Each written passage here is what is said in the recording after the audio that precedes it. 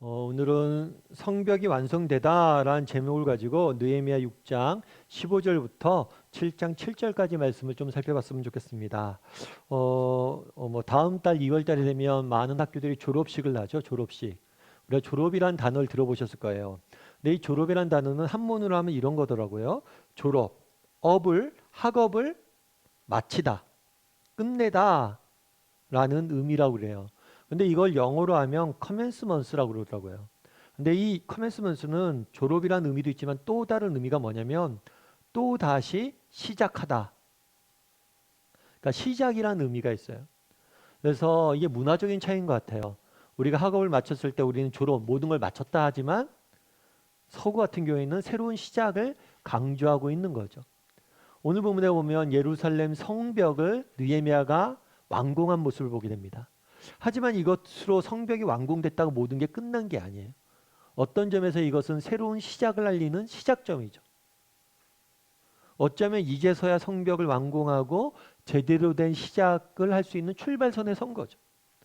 그러면 새로운 성벽을 완공하고 새로운 시작점에 선 느헤미야에게 어떤 일들이 있었는지 한번 좀 살펴봤으면 좋겠습니다. 이를 통해서 우리도 이제 올 한 해 시작점에 있잖아요. 그래서 올 한 해 우리가 어떻게 하나님 앞에 살아가야 되고 어떤 마음으로 하나님 앞에 우리가 정직히 쓰임 받을 수 있을지에 대해서 몇 가지 이야기를 좀 나눠봤으면 좋겠습니다. 우리 먼저 15절과 16절 말씀 같이 한번 읽어볼까요? 같이 읽도록 하겠습니다. 성벽 역사가 52일 만인 엘루럴 25일에 끝나매 우리의 모든 대적과 주위에 있는 이방 족속들이 이를 듣고 다 두려워하여 크게 낙담하였으니 그들이 우리의 하나님께서 이 역사를 이루신 것을 알미니라. 예, 성벽 역사가 성벽이 무너져 있었죠. 그래서 느헤미야가 와서 이 성벽을 재건을 합니다. 재건을 하는데 얼마의 시간이 걸렸냐면 52일이 걸렸다라고 이야기를 해요. 이거는 굉장히 놀라운 일입니다. 예루살렘 성이 무너진 게 성벽이 무너진 게 140년 전 일이었어요. 그러니까 140년 동안 아무도 하지 못했던 일을 느헤미야와 그 당시 예루살렘 사람들이 52일 만에 완공을 한 거죠. 물론 52일만 걸린 건 아닙니다. 이를 위해서 오래전부터 기도했고 준비를 했다가 실제로 건축을 시작한 건 이 52일 전인 거죠. 그럼에도 불구하고 140년 동안 무너지고 아무도 그것들을 다시 세우지 못했던 것을 다시 세웠다는 것은 놀라운 일이었던 것 같아요. 그런데 이것이 성벽 역사가 끝남에 어떤 일이 있었다고 그랬죠? 우리의 모든 대적과 주위에 있는 이방 족속들이 두려워하고 낙심했다라고 이야기를 해요. 왜 이 사람들이 낙심했을까요? 이 사람들은 성벽 재건이 시작됐다는 이야기를 듣고 온갖 방해 공작을 펼치죠. 군사적으로 도발도 하고 또 헛소문, 거짓 소문도 퍼뜨리고 매수도 하고 그렇게 해서 어떻게 해서는 이 성벽 재건이 이루어지지 못하도록 막으려고 그랬어요. 그런데 이 모든 방해 공작이 뭐예요? 실패로 돌아가고 완공되었기 때문에 그런 낙심할 수밖에 없었겠죠. 그런 다음에 느헤미야는 뭐라고 그러냐면 그들이 우리 하나님께서 이 역사를 이루신 것임을 알미라라고 이야기합니다. 느헤미야가 성벽을 완공을 했어요. 완공을 한 다음에 느헤미야가 제일 처음에 한 일이 있어요. 그건 뭐예요? 하나님께서 이 일을 이루셨다. 그리고 하나님 앞에 감사하고 찬양하는 모습들을 보게 됩니다. 사실 느헤미야 입장에서 그럴 수도 있겠죠. 이 모든 일들을 내가 했다. 내가 페르시아 왕의 건의했고 페르시아 왕의 허가를 받아서 이 모든 준비들을 해와서 이 사람들 이끌어서 우리가 했다라고 고백할 수 있어요. 그런데 이것들 우리가 했다라고 이야기하잖아요. 내가 했다고 하지 않아요. 하나님이 이루셨다라고 이야기를 합니다. 뿐만 아니라 뒤에도 보면 알 수 있지만 느헤미야가 이 성벽을 완성한 다음에 사람들을 세워요. 그 사람들 중에 누가 있냐면 찬양, 노래하는 사람들이 있어요. 하나님 앞에 예배드리고 노래하는 사람들을 세워요. 찬양하는 사람들을 세워요. 다르게 말하면 느헤미야는 정말 중요한 순간순간마다 늘 하나님 앞에 뭐라는 모습들을 보게 돼요. 감사하고 찬양하는 모습들을 보게 돼요. 사실 성벽은 완성되었지만 이후에 많은 일들이 남아 있습니다. 많은 과제들이 있어요. 여전히 도비아와 같은 사람들이 여전히 자신을 방해하고 있고 남겨진 여러 가지 문제들이 있어요. 그럼에도 불구하고 느헤미야는 멈추어 서서 하나님 앞에 감사하고 찬양하는 모습들을 우리는 보게 됩니다. 그럼 우리는 어때요? 우리는 올 한 해 시작을 하고 하루하루 인생을 살아가면서 하나님 앞에 멈춰 서서 감사하고 찬양하는 시간들을 갖는 사람입니까? 우리의 삶 가운데 감사와 찬양이 있을까요? 엘버트 슈바이처라는 분은 이렇게 이야기했어요. 따지고 보면 우리는 스스로 만족하는 것보다 훨씬 많은 것을 갖고 있다. 그런데도 그것을 망각하여 더 많은 것을 갈망한다. 우리는 우리가 만족하는 것보다 더 많은 것을 이미 가지고 있다는 거예요. 우리는 이미 가진 것만으로 충분히 만족할 수 있는 사람들이란 거예요. 그런데 우리는 이것들을 망각하고 뭐예요? 더 많은 것을 갈망한다는 거예요. 결국 우리가 왜 불행해지느냐? 우리의 생각, 삶 가운데 왜 만족이 사라지느냐? 이미 가진 것들에 대해서 감사하지 못하고 정말 부족한 한두 가지로 인해서 우리 가운데 불만이 가득했기 때문이라는 거죠. 그래서 우리가 불행해지고 우리 삶의 기쁨이 사라진다는 거예요. 어쩌면 우리가 왜 삶의 기쁨이 사라집니까? 감사가 사라졌기 때문은 아니냐는 거죠. 여러분 예전에 조선시대 때 실제로 있었던 일이라고 그러는데 왕비를 뽑는 일이 있었대요. 왕비를 뽑으면 대단히 유명한 집안의 가문의 많은 여식들이 딸들이 지원을 하겠죠. 지원을 했는데 지원한 사람에게 문제 하나를 똑같은 질문을 하나 했대요. 어떤 질문을 했냐면 우리나라에서 가장 높은 고개는 무엇입니까? 가장 높은 고개가 뭐냐고 물은 거죠. 그랬더니 저마다 이 산이 높다 저 산이 높다 대답을 다 했대요. 근데 한 지원자가 뭐라고 얘기했냐면 우리나라에서 가장 높은 고개는 보릿고개입니다. 이렇게 답했다고 그러더라고요. 이 보릿고개가 뭐냐면 가을에 쌀을 추수를 하잖아요. 그럼 가을에 추수한 쌀을 먹어요. 그걸로. 먹는데 5월달, 6월달 되면 쌀이 떨어져요. 그럼 먹을 게 없어요. 그럼 뭘 해야 돼요? 그런데 먹을 게 없는데 그때는 아직 보리가 추수되기 전이에요. 그래서 보릿고개라고 부르는 거예요. 보리가 추수되기 전에 그 기간들이 너무나 힘든 기간이었고 이 기간에 너무나 많은 백성들이 굶어 죽고 힘들어지는 거죠. 그래서 이 보릿고개라고 했던 사람이 왕비가 나중에 됐다고 그러더라고요. 왜냐하면 그만큼 백성의 아픔을 알기 때문에. 그런데 이 보릿고개란 말이 언제까지 있었는지 아세요? 1960년대까지 보릿고개가 있었다고 그래요. 다르게 얘기하면 50년 전에는요. 5월, 6월만 되면 굶어 죽는 사람이 있었던 거예요. 그런데 오늘날 우리 사회를 보십시오. 보릿고개라는 말조차 없잖아요. 지금. 그걸 누가 알아요? 그만큼 우리 사회가 풍요로워졌고 과거보다 얼마나 살기 좋은 사회가 됐어요. 그럼 우리가 과거보다 풍요로워졌는데 우리 사회가 더 살기 좋아졌나요? 더 많은 사람들이 행복해졌나요? 그렇지 않죠. 왜 그러냐는 거예요. 이미 과거보다 우리가 너무나 많이 풍요로워지고 많은 것들 가지고 많은 것들 누릴 수 있는 사회가 됐음에도 불구하고 우리에게 뭐가 사라진 거예요? 감사가 사라진 거예요. 그러다 보니까 불행해진다는 거죠. 느헤미야의 삶을 쭉 보십시오. 느헤미야를 보십시오. 중간중간 느헤미야는 끊임없이 뭐 하는 거예요? 하나님 앞에 감사하고 찬양하는 모습을 보게 됩니다. 이것을 이루신 분은 하나님이십니다. 하나님께서 우리에게 너무나 많은 것들을 주셨습니다. 참 우리도 이렇게 감사할 수 있는 사람이 되었으면 좋겠어요. 미국에 스티븐슨이라는 목사님이 계세요. 이 목사님께서 목사님이 섬기는 교회에 한 흑인분이 계셨는데 이 흑인분은 나이가 130세였대요. 그러니까 130세였으니까 굉장히 장수하신 거죠. 장수하셨는데 삶이 평탄하지만 않았어요. 왜냐하면 노예로 태어났어요. 노예로 태어나서 너무나 많은 고생을 한 거예요. 사실 우리는 노예가 없는 사회에 살고 있어요. 저는 노예 삶이 얼마나 비참한지 몰라요. 정말 비참하게 사신 거죠. 근데 이 목사님이 한 번은 이 분에게 신방을 갔었대요. 근데 이분이 이런 이야기를 했대요. 어떤 얘기를 했냐면 저는 참 하나님 앞에 감사합니다. 왜냐하면 흑인으로 태어남에 감사드리고 노예 신분이었음에 감사합니다. 매 맞고 모욕당한 것도 감사하고 고통스러운 노동생활도 감사합니다. 무엇보다도 130년간 언제나 제 곁에 계셔주신 것에 감사합니다. 제가 힘들고 어려운 일들이 있었지만 항상 주님이 내 옆에 계셨고 그분이 나를 도우셨기에 내가 매 순간 감사하다. 그래서 이 목사님이 신방을 갔다가 되게 많이 은혜를 받아서 오히려 자기가 많이 은혜를 받고 도전을 받았다고 그러죠. 야, 저분은 저렇게 감사한데 나는 왜 이렇게 감사가 없을까? 우리도 한번 돌아봤으면 좋겠어요. 정말 내 삶에 감사가 있는지. 왜 우리 삶의 기쁨이 사라집니까? 왜 우리 삶의 평안이 사라져요? 혹시 감사가 사라졌기 때문은 아닙니까? 정말 내 안에 감사가 사라졌는지 안 사라졌는지 다시 한번 돌아보고 정말 감사와 찬양을 회복할 줄 아는 저와 여러분이 되기를 주님의 이름으로 소원합니다.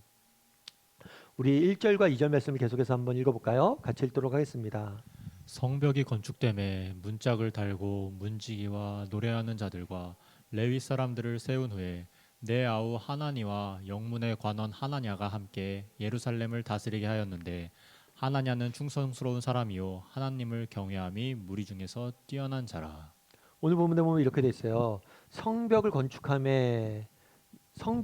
마쳤어요. 그런 다음에 뭘 했냐면 문직을 세웠어요.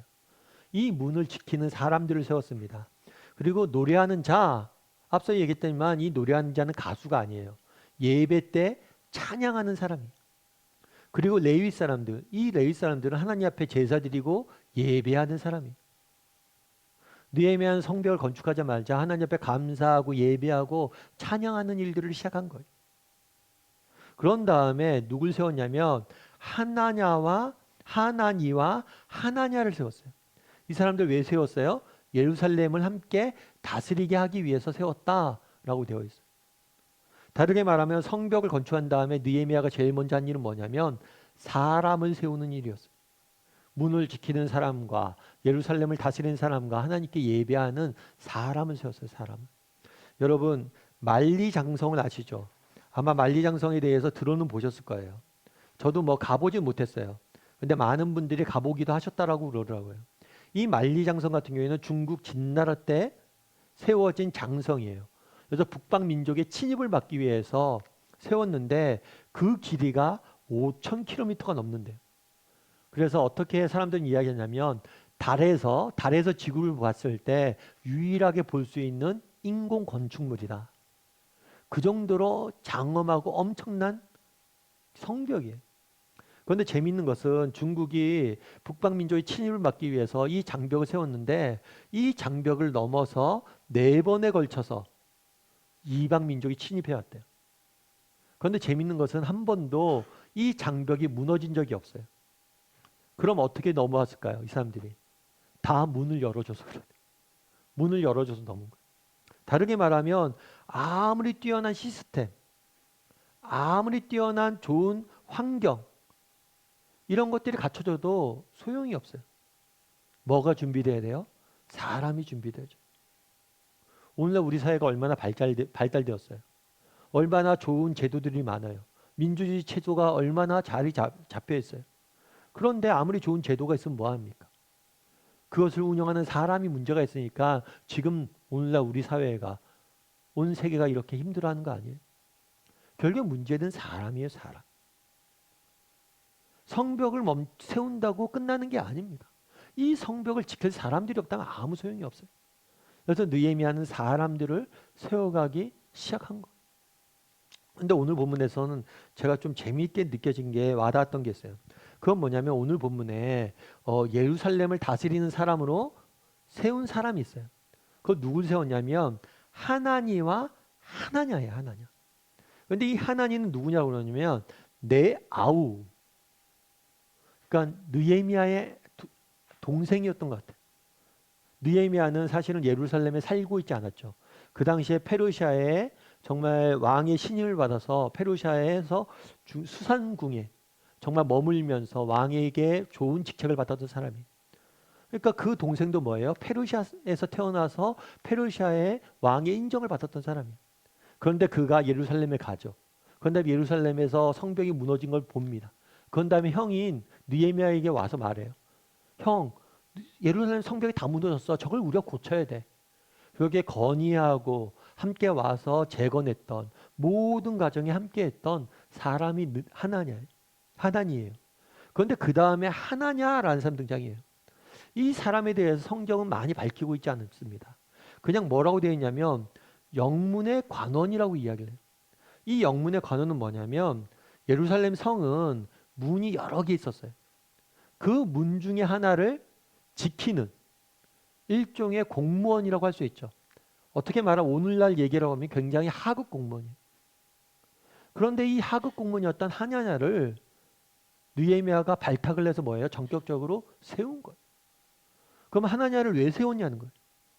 뒤에 하나냐에 대해 설명하고 있어요. 뭐라고 설명되냐면 이 사람은 충성스러운 사람이고 하나님을 경외함이 무리 중에 뛰어난 사람이다. 이 사람은 충성된 사람. 하나냐는 객관적으로 봤을 때 외적으로 봤을 때 좋은 배경이 있거나 좋은 능력이 있거나 좋은 무엇이 있지 않아요. 무언가 대단한 역할들을 하고 대단한 일들을 하고 대단한 집안의 출신이고 이런 것들이 아닌 것 같아요. 왜냐하면 성경 그런 걸 밝히지 않아. 그냥 하나냐는 뭐다? 성문을 지키는 사람이었다. 그런데 뭐예요? 그 성문을 충성되이 지키는 사람이었다는 거예요.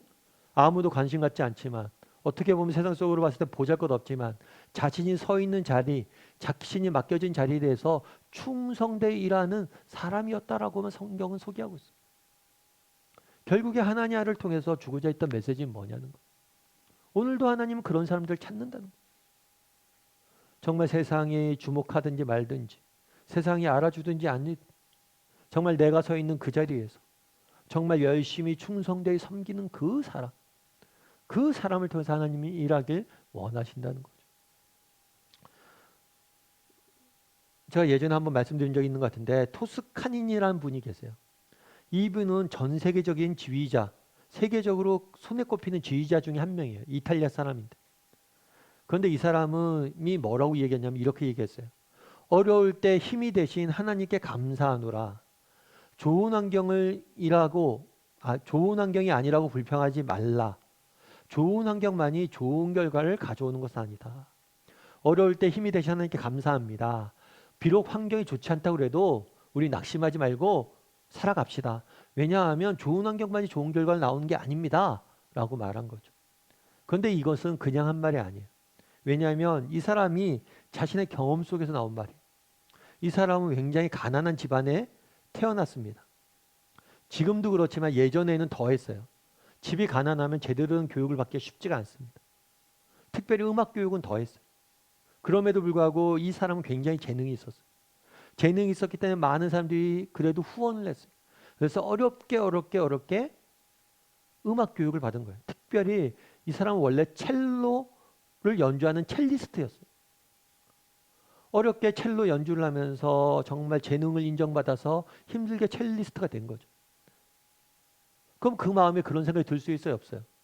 내가 좀 더 좋은 환경이었다면, 좀 좋은 집안에 태어났다면 내가 더 잘 됐을 텐데 그런 생각이 들 수가 있겠죠. 그럼에도 불구하고 그가 열심히 했어요. 뿐만 아니라 그런데 문제는 뭐냐면 첼로를 통해서 어느 정도 인정된 다음에 문제가 생겼어요. 그건 뭐냐면 시력이 낮아지기 시작한 거예요. 안 보이는 거예요. 그래서 악보를 보고 연주를 해야 되는데 악보가 안 보이는 거예요. 연주자가 눈이 머니까 어떻게 해요? 그 다음부터 할 수 없어서 뭘 했냐면 악보를 외우기 시작했어요. 악보를 외운 악보를 가지고 연주를 했던 거예요. 그런데 그렇게 연주를 하는데 한 번은 어떤 일이 있었냐면 브라질에서 공연을 하는데 지휘자가 다툼이 일어났어요. 지휘자와 갈등이 일어나면서 지휘자가 연주하는 당일날 자기 몸이 아프다고 안 와버린 거예요. 무책임한 지휘자죠. 공연은 해야 되고 지휘자는 없으니까 어떻게 해요? 우리 중에 한 명이 누군가 지휘를 해야 돼요. 근데 지휘할 사람이 없어요. 그래서 결국에 누가 했냐면 이 토스카니니가 했어요. 왜 이 사람이 했을까요? 악보를 외우고 있는 사람이 이 사람밖에 없어요. 악보를 보지 않을 수 있는 사람이 이 사람밖에 없기 때문에 이 사람이 지휘를 할 수 있었던 거예요. 그게 계기가 돼서 토스카니가 세계적인 지휘자가 된 거예요. 뭐라고 이야기합니까? 어려울 때 힘이 되신 하나님께 감사드리자. 좋은 환경만이 좋은 결과를 나오지 않는다는 거예요. 그가 정말 앞에 안 보이는 상황 속에서도 낙심하지 않고 정말 악보 하나하나를 외운 것.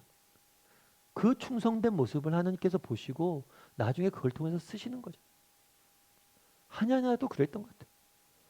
정말 성벽 문을 지킬 때 누가 관심을 가졌겠습니까? 그런데 그 문을 정말 정직히 정말 성실히 임무를 다하자 하나님이 때가 되니 그를 통해서 일하시는 거죠. 오늘 우리도 마찬가지예요. 우리도 동일하게 찾고 계세요. 정말 올 한 해 우리가 정말 각자 삶의 환경이 다 다릅니다. 처한 여건이 달라요. 어떤 사람들 좀 더 좋은 직장, 좋은 환경에 있을 수 있겠죠. 어떤 사람들은 정말 직장 내에서 더 안 좋은 환경에 있을 수도 있어요. 그럼에도 불구하고 그곳에 보내신 분이 하나님을 믿고 정말 충성되게 일하는 사람들이 되었으면 좋겠어요. 교회 내에서도 마찬가지고 가정에서도 마찬가지고 그랬을 때 하나님이 반드시 우리를 쓰시는 거. 하나냐를 보라는 거. 너희가 그런 사람이 됐으면 좋겠다는 거. 바라기는 우리 다음의 식구들이 저를 비롯해서 우리 모두가 주어져 있는 자리에서 충성되이 하나님을 경외함으로 정말 하나님께서 이 일을 내게 맡기셨다 믿고 하나님을 경외함으로 충성된 사람이 되었으면 좋겠습니다. 그랬을 때 하나님께서 우리를 사용하실 줄 믿습니다. 마지막으로 우리 4절과 5절 말씀 같이 한번 읽어볼까요? 같이 읽도록 하겠습니다. 그 성읍은 광대하고 그 주민은 적으며 가옥은 미처 건축하지 못하였습니다. 내 하나님이 내 마음을 감동하사 귀족들과 민장들과 백성을 모아 그 계보대로 등록하게 하심으로 내가 처음으로 돌아온 자의 계보를 얻었는데 거기에 기록된 것을 보면 뭐라고 되어 있냐면 그 성읍이 광대하고 예루살렘 성벽을 재건했잖아요. 그런데 문제는 뭐냐면 성벽은 재건됐는데 뭐가 없다고 그래요? 주민이 적었다고 그래요. 왜 주민이 적었을까요? 성벽 건축도 어떻게 했냐면 각처에 흩어져 있던 사람들이 예루살렘 성에 모여서 건축을 했어요. 그런 다음에 각자 집으로 돌아갔어요. 왜 주민은 적었을까요? 예루살렘 성이 무너졌어요. 외부 민족의 바벨론의 침입을 받아서 무너진 다음에 이것들을 재건하지 못했기 때문에 사람들이 다 떠난 거예요. 그 도시가. 그 도시가 폐허가 된 거죠. 왜냐하면 제대로 치안도 되어 있지 않고 살 수 있는 공간도 없으니까. 그래서 사실 성벽 건축한 게 끝이 아니에요. 성벽 건축했는데 살 집도 없고 사람도 없는 거예요. 그래서 이 도시를 다시 살리는 일을 해야 돼요. 그럼 이 살리기 위해서 무엇을 했을까요? 뭘 했냐면 내가 처음으로 돌아온 자의 계보를 얻었는데 무슨 얘기냐면 예루살렘 성벽이 무너진 다음에 많은 사람들이 포로로 잡혀갑니다. 포로로 잡혀간 다음에 70년이 지난 다음에 포로 중에서 일부가 귀국을 해요. 귀국을 했는데 이 사람들이 예루살렘에 돌아왔는데 예루살렘이 도시가 살 수 있는 형편이 아니잖아요. 그래서 각처에 흩어져 있었어요. 그래서 이 각처에 흩어져 있던 사람들 다시 뭐 하는 거예요? 모은 거예요. 너희가 정말 예루살렘 살 곳이 없어서 흩어진 거 안다. 하지만 이제 예루살렘 성벽을 지어졌으니 우리가 모여서 과거의 영광을 재건하자 라고 제언을 한 거죠.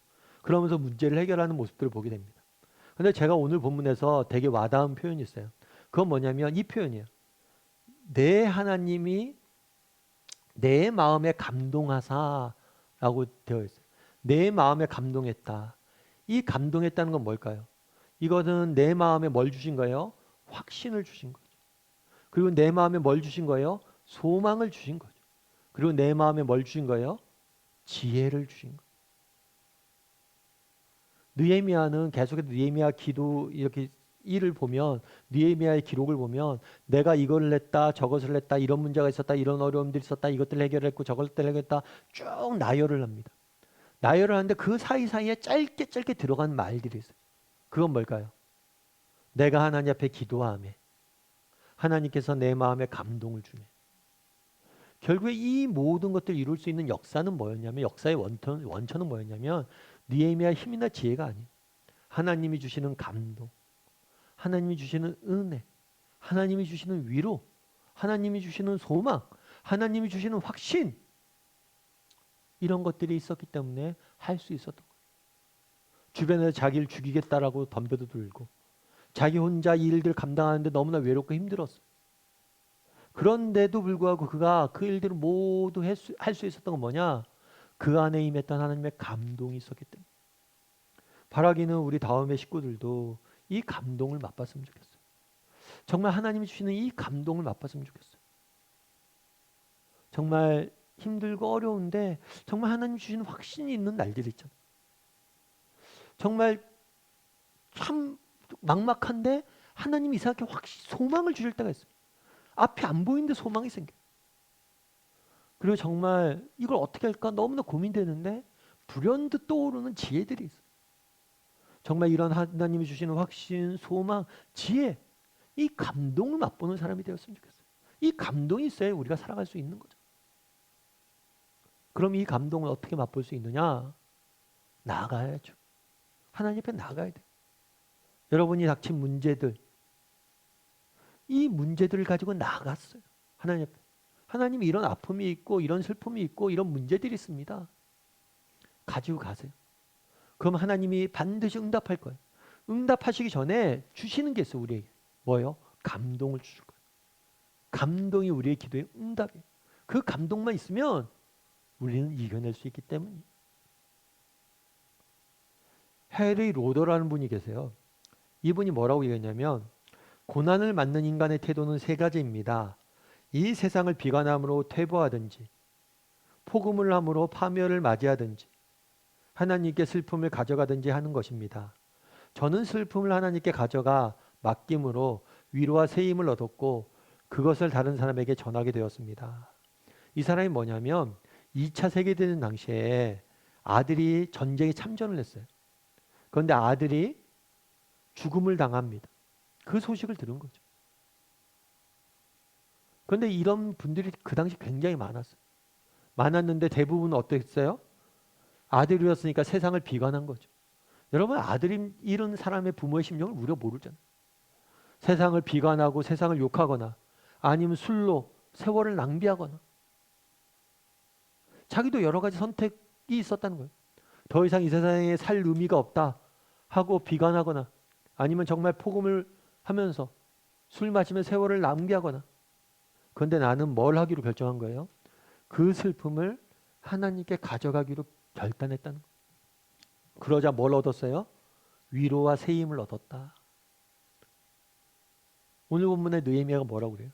내 하나님이 내 마음에 감동을 주사. 정말 하나님께서 우리에게 주시는 감동이 있어야 됩니다. 위로가 있어야 돼. 은혜가 있어야 돼. 확신이 있어야 돼. 소망이 있어야 돼. 지혜가 있어야 돼. 그래야지 세상을 살 수 있는 거예요.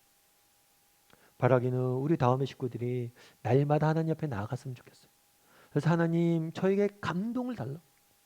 감동 하나님이 주시는 감동을 맛봤으면 좋겠어요. 그리고 하나님이 주시는 이 위로와 은혜와 힘과 감동으로 또 하루하루 세상을 이겨낼 줄 아는 저와 여러분이 되기를 주님의 이름으로 소원합니다.